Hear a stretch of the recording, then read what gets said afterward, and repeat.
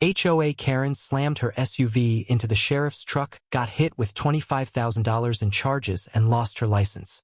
In the sleepy town of Willow Creek, where picket fences and manicured lawns define the rhythm of life, Karen Whitaker was a name that sparked both fear and whispers. President of the Homeowners Association, Karen ruled with an iron fist, her silver SUV a gleaming symbol of her authority. She patrolled the neighborhood, clipboard in hand, issuing fines for untrimmed hedges or garbage cans left out past dawn. Her voice, sharp as a whip, could silence a room, and her emails laced with passive-aggressive ultimatums were the stuff of legend. To Karen, Willow Creek was her kingdom, and she was its unchallenged queen. But kingdoms crumble, and Karen's began to crack on a sweltering July evening. The trouble started with a new resident, Maria Delgado, a single mother who'd moved into a modest ranch house on Elm Street. Maria, with her warm smile and unassuming nature, was everything Karen wasn't.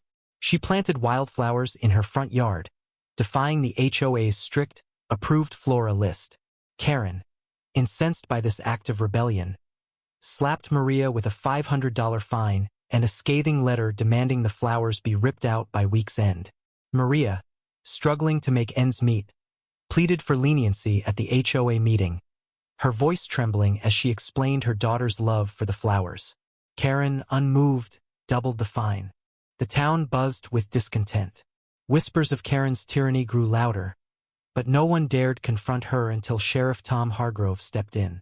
Tom, a grizzled veteran with a no-nonsense demeanor, had watched Karen's reign with growing unease.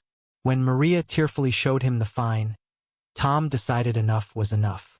He issued a public statement at the town hall, calling for a review of the HOA's overreach. Karen, livid at this challenge to her authority, saw it as a declaration of war. The clash came on a dusty Thursday evening.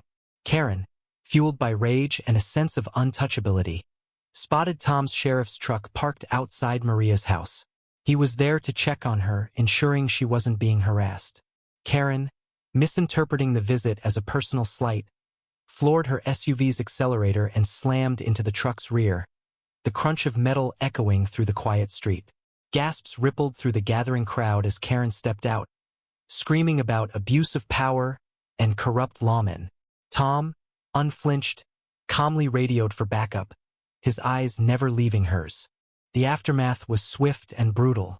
Karen was arrested for reckless endangerment and property damage. The charges piled up. $25,000 in fines and repairs, her license revoked, and a court-ordered apology she refused to deliver. The town, once cowed by her wrath, erupted in cheers as she was led away in handcuffs. But the story didn't end there. Enter Ellie, a quiet librarian who'd lived in Willow Creek for decades. Unknown to most, Ellie had been Karen's best friend in high school, a bond shattered when Karen's ambition outgrew their small-town roots. Ellie, who'd watched Karen's transformation into a tyrant with silent grief, decided to act. She dug through old HOA records and uncovered a bombshell. Karen had been skimming funds from the association for years, funneling thousands into personal accounts. Ellie, trembling with nerves, presented the evidence to the town council. The revelation hit like a thunderclap. Karen's reign wasn't just cruel. It was corrupt. The trial was a spectacle. Karen, once untouchable, sat pale and silent as Ellie's testimony unraveled her empire. Maria, now a symbol of resistance, spoke of the flowers she'd planted for her daughter, a tribute to her late grandmother. The courtroom fell silent as Maria described how Karen's fines had nearly broken her spirit. The judge, moved by the story, sentenced Karen to community service and restitution, stripping her of her HOA presidency. The wildflowers stayed, but the ending wasn't triumphant. Karen, released on probation, vanished from Willow Creek, leaving behind a foreclosed home and a town grappling with its complicity. Her SUV, once a symbol of power, sat rusting in an impound lot. Maria, though vindicated, struggled to trust her neighbors, many of whom had stayed silent during Karen's reign. Tom, hailed as a hero, privately wrestled with guilt, known about Karen's bullying for years but hadn't acted sooner. And Ellie, the unsung catalyst, retreated to her library, haunted by the friend she'd lost to greed. Willow Creek was free, but the scars remained. The wildflowers bloomed brighter, a quiet testament to resilience, but the town's unity was fractured. Neighbors eyed each other warily, wondering who else had enabled Karen's tyranny. The HOA, now led by a humbled council, vowed reform, but trust was hard-won.